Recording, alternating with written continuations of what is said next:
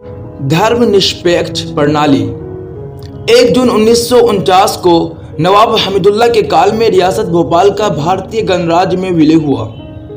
भारत एक स्वतंत्र गणतंत्र राज्य बना, जिसका अर्थ ये हुआ कि यहाँ समस्त वर्ग के लोग धर्म, संस्कृति, रहन सहन में स्वेच्छता से स्वतंत्र होंगे। उनको अपनी धार्मिक विशेषताओं एवं शैक्षणिक व सांस्कृतिक पहचान की सुरक्षा का पूर्ण अधिकार प्राप्त होगा, क्योंकि राष्ट्रीय धर्मनिरपेक्ष सरकार देश के प्रत्येक वर्गों के लिए पृथक दीन, धर्म व आस्था के अनुसार शिक्षा पद्धति व प्रणाली चालू नहीं कर सकती थी। धर्मनिरपेक्ष प्रणाली का यह अर्थ था कि मुसलमानों के समस्त दीनी धार्मिक पदों, संस्थाओं एवं शैक्षणिक संस्थाओं की सुरक्षा व प्रगति के लिए वे स्वयं उत्तरदायी होंगे। रियासत भोपाल के काल में मुसलमानों एवं गैर मुस्लिमों के धार्मिक व जन सेवा कार्यों का व्यय रियासत की ओर से वहन होते थे। धर्मनिरपेक्ष सरकार का तकाजा था कि सरकार सब लोगों को आम मानवाधिकारों व ज्ञान में सामान्य दर्जा दे एवं सभी धर्म वाले अपनी धार्मिक शिक्षा, अपनी पवित्र पुस्तक के प्रकाशन व धार्मिक रस्म रिवाज, संस्कार एवं विशेष चिंतन की रक्षा स्वयं करें। भारत की स्वतंत्रता के बाद से नई शिक्षा प्रणाली को आम करने के प्रयत्न किए गए, जिसके परिणाम में धर्म से बेजारी व दूरी उत्पन्न होना प्रारंभ हो गई। दारुल उलूम ताजुल मसाजिद का शिलान्यास एवं मौलाना मोहम्मद इमरान खान साहब नदवी अजहरी। देश की यह स्थिति थी जिसकी ओर हर दर्दमंद व फिक्रमंद दीनदार मुसलमान खतरा महसूस कर रहा था। ये एहसास बढ़ता जा रहा था कि यदि मुसलमानों ने अपना दीनी शिक्षा पाठ्यक्रम बनाकर जारी नहीं किया तो उनकी आने वाली नस्लें दीन से भटकी हुई, खुदा से अनजान एवं अपने धार्मिक विरासत से अनजान हो जाएंगी। क्योंकि नई शिक्षा से हम शिक्षित तो हो जाएंगे, परंतु खुदा परस्ती व वहदानियत, एकेश्वरवाद से गाफिल हो जाएंगे। इस फिक्र व एहसास से प्रभावित हजरत मौलाना मोहम्मद इमरान खान साहब नदवी अजहरी ने, जो उस समय दारुल उलूम नदवातुल उलमा के प्राचार्य थे एवं वो अपनी शैक्षणिक योग्यता से ये बात भली भांति जानते थे कि अचानक एक बड़ी ऐतिहासिक क्रांति एवं दीनी व शैक्षणिक संस्थाओं से सरकार की सरपरस्ती उठ जाने से कौम कुछ ही दिनों में मायूसी का शिकार हो जाती है एवं अप्रत्यक्ष रूप से अपने दर्शन की बुनियादों एवं दीनी व इल्मी विरासत से वंचित हो जाती है। मौलाना इमरान खान साहब ने अपनी बेचैनी एवं चिंता को अपने गुरु अल्लामा सैयद सुलेमान नदवी के समक्ष प्रस्तुत किया। सैयद साहब मौलाना की शैक्षणिक व प्रबंधन योग्यताओं से परिचित थे। दारुल उलूम नदवा लखनऊ भी उस समय अनगिनत आर्थिक परेशानियों से गुजर रहा था, परंतु मौलाना अली मियाँ साहब के कहने पर सैयद साहब और हजरत पीर नन्हे मियाँ साहब ने आधा महीना लखनऊ एवं आधा महीना भोपाल रहने का एक रास्ता निकाला, जिससे मौलाना भोपाल में एक दीनी व शैक्षणिक केंद्र स्थापित करने की स्थिति में हो गए। 1 जून 1949 ईस्वी से ही एक दीनी संस्था स्थापित करने का प्रयत्न आरंभ हो चुका था। 1950 ईस्वी के आरंभ में सैयद सुलेमान नदवी की अध्यक्षता में जमा मस्जिद भोपाल में उलमा व शिक्षाविद लोगों की बैठक हुई, जिसमें मौलाना मोहम्मद इमरान खान साहब के नेतृत्व में नदवा के स्वरूप पर एक दारुल उलूम स्थापित करने का निर्णय लिया गया। अतः जमादिउल आखिर 1369 हिजरी में अप्रैल 1950 ईस्वी में ये संस्था मस्जिद शकूर खां में स्थापित हुई और दारुल उलूम भोपाल उस केवल 3 महीने वहां स्थापित रहने के बाद 4 शव्वाल 1369 हिजरी 20 जुलाई 1950 ईस्वी को भोपाल के भव्य ऐतिहासिक मस्जिद ताजुल मसाजिद में उसका उद्घाटन हुआ, जिसमें तमाम उलमा एवं जनता के एक बड़े वर्ग ने शिरकत की एवं दारुल उलूम ताजुल मसाजिद के नाम से प्रसिद्ध हुआ। हज़रत मौलाना मोहम्मद इमरान खान साहब नदवी अजहरी ने इसकी सेवा अल्लाह के लिए बिना किसी तनख्वाह या उजरत के की एवं ये छोटा सा पौधा उनके साए में एक बहुत बड़ा छायादार वृक्ष बन गया। दारुल उलूम के स्थापक ने इसके पाठ्यक्रम एवं प्रशिक्षण पद्धति में इस बात का पूरा ख्याल रखा कि पाठ्यक्रम इस्लाम के प्राथमिक उसूलों के अनुसार हो। इस्लाम इंसानी हिदायत का संविधान है एवं क़यामत तक आने वाली नस्लों के ध्यान के विकास, वैज्ञानिक आविष्कार और मन में उत्पन्न प्रश्नों का हल और उत्तर उसमें मौजूद है।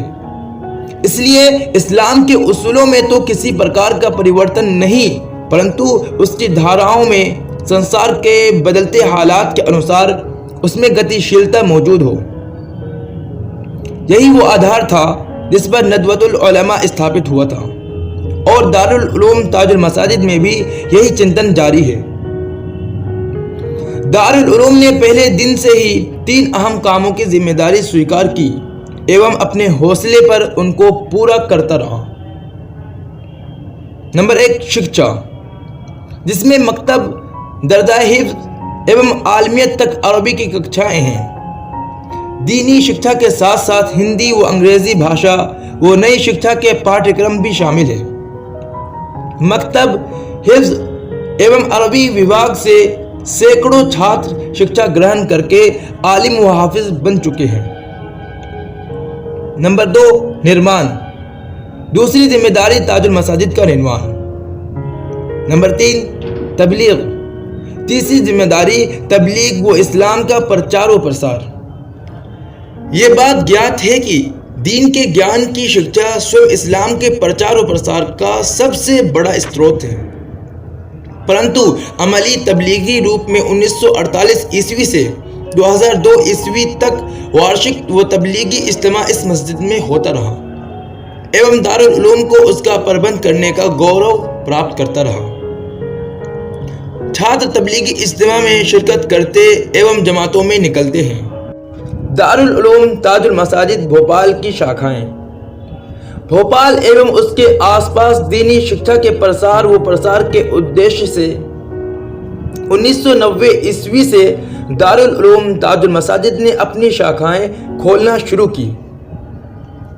ये शाखाएं भोपाल एवं उसके निकटतम क्षेत्रों में खोली गई। इस समय उनकी संख्या 37 है। इनमें छात्र प्राथमिक दीनी शिक्षा प्राप्त करते एवं कुरान मजीद, नाज़रा व हिफ्ज़ पढ़ते हैं। उसके बाद उन छात्रों को जो दारुल उलूम ताजुल मसाजिद में प्रवेश चाहते हैं, प्रवेश मिल जाता है। इन शाखाओं में सुबह शाम शिक्षा दी जाती है ताकि वो छात्र भी इससे लाभ उठा सके जो सरकारी स्कूलों में शिक्षा प्राप्त करते हैं। इस प्रकार वो छात्र जो सुबह स्कूलों में शिक्षा प्राप्त करते हैं वो शाम को दीनी मदरसों में एवं जो शाम को सरकारी स्कूलों में पढ़ते हैं वह सुबह को दीनी मदरसे में शिक्षा प्राप्त करते हैं। दारुल उलूम ताजुल मसाजिद हर संभव नई संख्याएं खोलने का कार्यक्रम रखता है ताकि दीनी प्राथमिक शिक्षा अधिक से अधिक मुसलमान बच्चों को दी जा सके। दारुल उलूम ताजुल मसाजिद के आसपास दक्षिण व उत्तरी मैदान। ताजुल मसाजिद के दक्षिण में एक मैदान स्थित है जिसके क्षेत्रफल 12 एकड़ है। इसी प्रकार उत्तर में भी एक मैदान है जो 2 एकड़ है। दारुल उलूम को ये मैदान 25 वर्षों तक सरकार से मुकदमेबाजी के बाद सरकार के साथ एक अनुबंध के अंतर्गत लीज पर 30 वर्षों के लिए किराए पर प्राप्त हुआ है। अब पुनः 2004 ईस्वी में 30 वर्षों के लिए नवीनीकरण हो गया है। दारुल उलूम ने दक्षिणी मैदान में दुकानें निर्माण कराई हैं जो आय का स्रोत है। इन दुकानों की ऊपरी माला पर दारुल उलूम एवं इज्तिमा के हाल निर्माण कराए गए हैं। एक बाउंड्री के द्वारा दारुल उलूम को चारों ओर से घेर दिया गया है उत्तरी मैदान में छात्रों के लिए तीसरा छात्रावास बनाया गया है।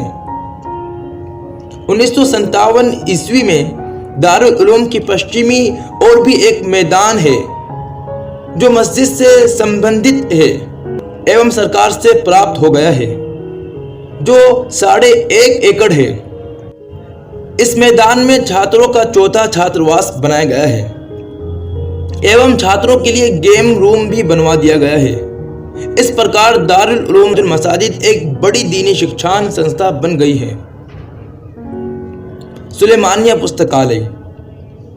दारुल उलूम ताजुल मसाजिद भोपाल में एक बड़ा पुस्तकालय है जिसमें 20,000 से अधिक पुस्तकें हैं। इन पुस्तकों के भंडार में कई दुर्लभ भी हैं एवं हस्तलेख भी हैं जो कला व ऐतिहासिक के तौर पर विशेष महत्व रखती है। इस पुस्तकालय में अधिकतर पुस्तकें अरबी भाषा में हैं। दूसरे क्रम पर उर्दू, फिर फारसी व अंग्रेजी पुस्तकें हैं।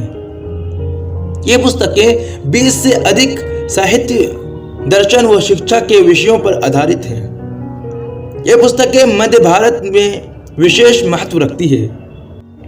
इससे दारुल उलूम के शिक्षक, छात्र, नगरवासी एवं मध्य प्रदेश के शोधकर्ता लाभ उठाते हैं। इस पुस्तकालय को स्थापित हुए आधी शताब्दी हो चुकी है, परंतु अभी उसे इस्लामी व अरबी ज्ञान पर आधारित बहुत सी पुस्तकों की आवश्यकता है, क्योंकि आवश्यकता अनुसार वो पुस्तकें पूरी नहीं है। विभिन्न विषयों पर शोध करने वाले इस दारुल उलूम में पधारते हैं। हम हर संभव संदर्भ व विषय विशेष की पुस्तकें प्राप्त करने का प्रयत्न करते रहते हैं। इस्लाम केंद्रों व प्रकाशकों से हमारी प्रार्थना है कि वो लाभदायक व अहम पुस्तकों से हमारे पुस्तकालय की सेवा करें। सुलेमान नदवी पुस्तकालय मध्य प्रदेश की महानतम पुस्तकालयों में से एक भव्य भवन में दारुल उलूम के पश्चिमी ओर है। यह पुस्तकालय अपनी सफाई में अपनी मिसाल आप है।